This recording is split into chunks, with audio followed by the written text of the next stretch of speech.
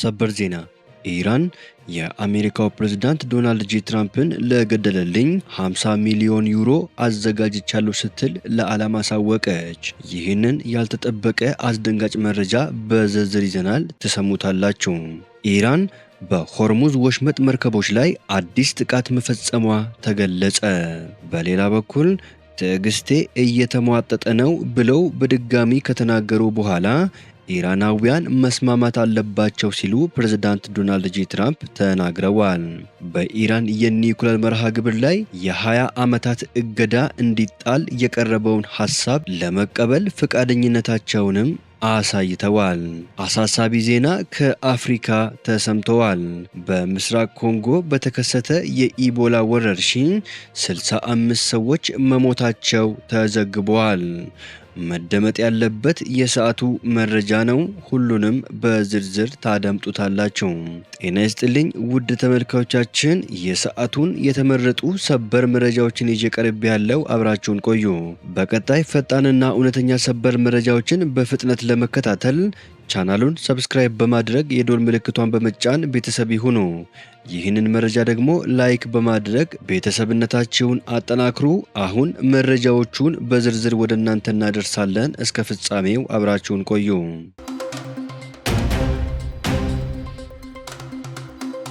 በቅድሚያ የአሜሪካው ፕሬዝዳንት ዶናልድ ጄ ትራምፕ ኢራን ላይ ያላቸው ትዕግስት እየተሟጠጠ መሆኑን ተናገሩ።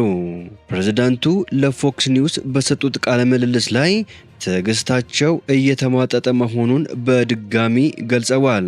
አሜሪካ በኢራን ላይ የምትፈጽመውን ጥቃት ባለፈው ወር ያቋረጠችው እስላማባድ ካደራደረች በኋላ ሲሆን ወደ ኢራን ወደቦች የሚደረጉ የመርከብ እንቅስቃሴዎች ግን ሙሉ በሙሉ አግዳለች። ኢራን የኒውክሌር ፕሮግራሟን ለማቋረጥና የበለጸገው ዩራኒየሟን ለማስረከብ ባለመስማማቷ በሁለቱ ሀገራት መካከል የተጀመረው ንግግር ተቋርጠዋል። ትራምፕ ከፎክስ ኒውስ ጋር በነበራቸው ቃለ ምልልስ ወቅት ከዚህ በላይ ትዕግስት አይኖረኝም ብለዋል። አክለውም መስማማት አለባቸው ሲሉ ተደምጠዋል። ኢራን ያከማቸችው የበለጸገ ዩራኒየም ከደህንነት አንጻር ያን ያህል አሳሳቢ እንደማይሆን ገልጸው ለሕዝብ ግንኙነት ስራ ግን በአሜሪካ ቁጥጥር ስር መሆን እንዳለበት ጠቅሰዋል። ከሕዝብ ግንኙነት ስራ በስተቀር አስፈላጊ የሚሆን አይመስለኝም ሲሉ በቃለ ምልልሱ ላይ ተናግረዋል። በኔ ቁጥጥር ስር ቢኖር የበለጠ ጥሩ ይመስለኛል፣ ነገር ግን እንደማስበው ከሌላ ነገር ይልቅ የበለጠ የህዝብ ግንኙነት ስራ ነው ብለዋል። በተያያዘ የአሜሪካው ፕሬዝዳንት ዶናልድ ጄ ትራምፕ በኢራን የኒውክሌር መርሃ ግብር ላይ የ20 ዓመታት እገዳ እንዲጣል የቀረበውን ሐሳብ ለመቀበል ፈቃደኝነታቸውን አሳይተዋል። በዋሽንግተንና ቴሄራን መካከል ያለው ውጥረት ለማርገብ በሚደረገው ዲፕሎማሲያዊ ጥረት ላይ አዲስ መነቃቃት እየተፈጠረ ነው። የአሜሪካው ፕሬዝዳንት ዶናልድ ጄ ትራምፕ ከኢራን ጋር ዘላቂ ስምምነት ላይ ለመድረስ ሲባል በሀገሪቱ የኒውክሌር መርሃ ግብር ላይ የ20 ዓመታት እገዳ ወይም ማገጃ የመጣል ውሉን ለመቀበል ፍንጭ ሰጥተዋል። ትራምፕ በሰጡት መግለጫ 20 ዓመት በቂ ነው፣ ነገር ግን ከእነሱ የሚጠበቀው የዋስትና ደረጃ ፍጹም አስተማማኝ መሆን አለበት፣ እውነተኛ 20 ዓመት ሊሆን ይገባል በማለት የደህንነት ማረጋገጫው ጥብቅ መሆን እንዳለበት አጽንኦት ሰጥተዋል። ይህ የ20 ዓመታት የዩራኒየም ማበልጸግ ማቆሚያ ሐሳብ በአሜሪካ ተደራዳሪዎች በኩል የቀረበ ሲሆን ኢራን በበኩሏ የ5 ዓመት እገዳ እንዲጣል ስትሟገት ቆይታለች። ፕሬዝዳንት ትራምፕ ቀደም ሲል የኢራን የኒውክሌር ምኞት ሙሉ በሙሉና በቋሚነት እንዲቆም ይፈልጉ የነበረ ቢሆንም አሁን ላይ ያሳዩት ይፋዊ አቋም ግን በሁለቱ ሀገራት መካከል የተፈጠረውን የሰላም ሂደት ወደ አዲስ ምዕራፍ ሊያሸጋግር የሚችል መሆኑን የፖለቲካ ተንታኞች እየገለጹ ይገኛሉ። ይሁን እንጂ ስምምነቱ ሙሉ በሙሉ እውን የሚሆነው ኢራን የምትሰጠው የተግባር ዋስትናና ዓለም አቀፍ የቁጥጥር ስርዓቱ ምን ያህል ጥብቅ መሆን እንደሚችል በሚደረግ ድርድር ላይ ይወሰናል። ወደ አስደንጋጩ ዜና ስንሸጋገር ኢራን የአሜሪካውን ፕሬዝዳንት ዶናልድ ጄ ትራምፕን ለሚገድል ሰው የ50 ሚሊዮን ዩሮ ሽልማት ልትከፍል እንዳቀደች አስታወቀች። የኢራን ፓርላማ የአሜሪካውን ፕሬዝዳንት ዶናልድ ጄ ትራምፕን ለሚገድል ለማንኛውም ግለሰብ ወይም አካል መንግስት 50 ሚሊዮን ዩሮ ሽልማት እንዲከፍል የሚያስገድድ ረቂቅ ህግ እየመረመረ መሆኑን አንድ ከፍተኛ የህግ መወሰኛ ምክር ቤት አባል ተናግረዋል። ይህ እርምጃ የተወሰደው በአሜሪካና እስራኤል ጥቃት የተገደሉ የኢራንን መሪና አዛዦች ደም ለመበቀል ታስቦ ነው ተብለዋል። የፓርላማው የብሔራዊ ደህንነትና የውጭ ጉዳይ ፖሊሲ ኮሚቴ ሰብሳቢ ኢብራሂም አዚዚ ለሀገሪቱ ብሔራዊ ቴሌቪዥን እንደተናገሩት የህግ መወሰኛ ምክር ቤት አባላቱ የመጋቢት ጦርነት ከተቀሰቀሰበት ጊዜ ጀምሮ በርካታ ረቂቅ ህጎችን ያዘጋጁ ሲሆን ከነዚህም መካከል አንዱ በወታደራዊና በደህንነት ኃይሎች የሚወሰዱ የአጸፋ እርምጃዎችን የተመለከተ ነው። እንደ አዚዚ ገለጻ የአሜሪካው ፕሬዝዳንት፣ የእስራኤል ጠቅላይ ሚኒስቴርና የሴንትኮም አዛዥ በተመሳሳይ መልኩ ኢላማ መደረግ አለባቸው።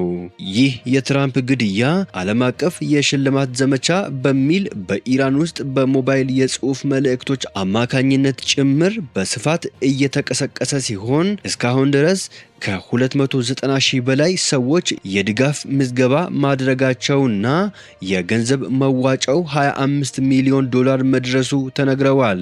አዚዚ አክለውም ይህንን ሃይማኖታዊና ርዕዮተ ዓለማዊ ተልእኮ ለሚፈጽም ለማንኛውም ሙስሊም ወይም ነጻ ሰው መንግስት የተጠቀሰውን 50 ሚሊዮን ዩሮ የመክፈል ግዴታ እንዳለበት በረቂቅ ህጉ ላይ መስፈሩን አብራርተዋል።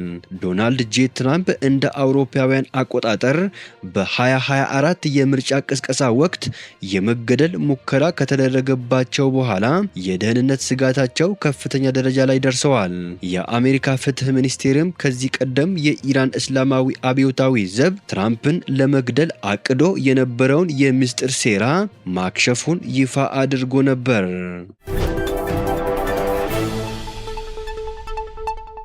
በሆርሙዝ ወሽመጥ መርከቦች ላይ አዲስ ጥቃቶች መፈጸማቸው ተገለጸ። በተባበሩት አረብ ኤምሬቶች መልህቁን ጥሎ የነበረ መርከብ ተይዞ ወደ ኢራን መወሰዱንና ሌላ መርከብ በተፈጸመበት ጥቃት መስመጡ ተገለጸ። በሆርሙዝ ወሽመጥ የሚጓዙ መርከቦችን በተመለከተ የተፈጠረው ውጥረት እንዲባባስ ላደረጉት እነዚህ ክስተቶች እስካሁን ኃላፊነት የወሰደ አካል የለም። ቫንጋርድ የተሰኘው የማሪታይም አደጋ አስተዳደር ኩባንያ እንደገለጸው ከሆነ ግን መርከቡ በኦማን ባህረ ሰላጤ የተያዘው በኢራን ወታደሮች ነው። የዩናይትድ ኪንግደም የማሪታይም ንግድ ኦፕሬሽን በበኩሉ መርከቡ ወደ ኢራን ግዛት ውስጥ ወደሚገኘው የውሃ ክፍል መጓዙን ተናግረዋል። ቢቢሲ ቬሪፋይ ማሪን ትራፊክ ከተሰኘው የባህር ጉዞ መከታተያ ድረገጽ ያገኘው መረጃ እንደሚያመላክተው መርከቡ ከሆርሙዝ ወሽመጥ አቅራቢያ ከኤምሬቶች ፉጃህራ ወደብ 70 ኪሎ ሜትር ርቀት ላይ ነበር። ሁዊችዋን የተባለው ይህ መርከብ አስተዳዳሪዎች ለቫንጋርድ እንደገለጹት መርከቡ የንግድ መርከቦችን ከባህር ወንበዴዎች ለሚከላከሉ የደህንነት ተቋማት የጦር መሳሪያዎች ማከማቻ ሆኖ ያገለግል ነበር። ቢቢሲ በመርከቡ ላይ ምን እንደነበረ ወይም በማን ጥቅም ላይ ይውል እንደነበረ ማረጋገጥ አልቻለም። የአሶሺየትድ ፕሬስ ዘገባ እንደሚያመላክተው ክስተቱ የተፈጸመው አንድ የኢራን ከፍተኛ ባለስልጣን ቴሄራን በወሳኙ የባህር መተላለፊያ ላይ ያላትን ቁጥጥር በድጋሚ ከገለጹ በኋላ ነው። ሌላ ባለስልጣን ደግሞ ከአሜሪካ ጋር ግንኙነት ያላቸውን የነዳጅ ጫኝ መርከቦች የመያዝ መብት አለን ብለው ነበር። ይህ መርከብ መያዙ የተሰማው የህንድን ሰንደቅ ዓላማ የሚያውለበልብ መርከብ በኦማን ባህር ዳርቻ ላይ ጥቃት እንደተፈጸመበት ከተገለጸ በኋላ ነው። ሀጂ አሊ የተባለው መርከብ በኦማን ባህር ዳርቻ እንደሰመጠ ተገልጸዋል። መርከቡ የሰመጠው የድሮን ወይም በሚሳኤል እንደተፈጸመ በተጠረጠረ ጥቃት ፍንዳታ ከተሰማ በኋላ መሆኑን የቫንጋርድ መረጃ ያሳያል።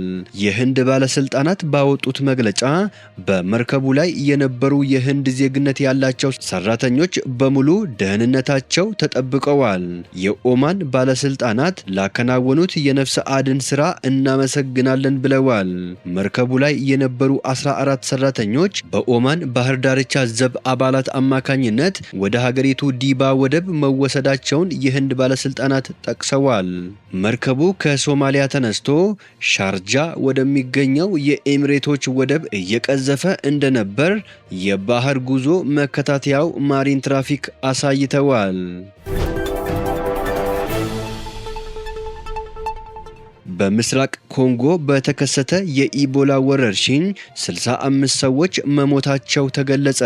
የአፍሪካ የበሽታ መቆጣጠሪያና መከላከያ ማዕከል ሲዲሲ አፍሪካ በዲሞክራቲክ ሪፐብሊክ ኮንጎ ምስራቃዊ ኢቱሪ ግዛት የኢቦላ ወረርሽኝ መከሰቱን አስታወቀ። ሲዲሲ አፍሪካ በዋናነት የወርቅ ማዕድን በሚወጣባቸው ሞንግዋሊና ሮዋምፓላ ከተሞች 246 ሰዎች በበሽታው መያዛቸውንና 65 ሰዎች ደግሞ መሞታቸውን ይፋ አድርገዋል። ማዕከሉ ባወጣው መግለጫ ከዲሞክራቲክ ኮንጎ፣ ከኡጋንዳ፣ ከደቡብ ሱዳንና ከሌሎች ዓለም አቀፍ አጋሮች ጋር ስለሚወሰዱ እርምጃዎችና መደረግ ያለበትን ድንበር ተሻጋሪ ክትትል ለመወያየት ስብሰባ መጥራቱን አስታውቀዋል። ኢቦላ ለመጀመሪያ ጊዜ የተገኘው አሁን ዲሞክራቲክ ኮንጎ በመባል በምትታወቀው ግዛት ውስጥ እንደ አውሮፓውያን አቆጣጠር በ1976 ነው። ኢቦላ ከሰው ወደ ሰው የሚተላለፈው በሌሊት ወፎች አማካኝነት እንደሆነ ይታሰባል። ይህ በሀገሪቱ ውስጥ ለ17ኛ ጊዜ የተከሰተ ወረርሽኝ ነው። ከሰውነት በሚወጣ ፈሳሽ ጋር በሚኖር ቀጥታ ግንኙነት የሚተላለፈው በሽታው ከባድ የደም መፍሰስና የአካል ክፍሎች ስራ ማቆምን ያስከትላል።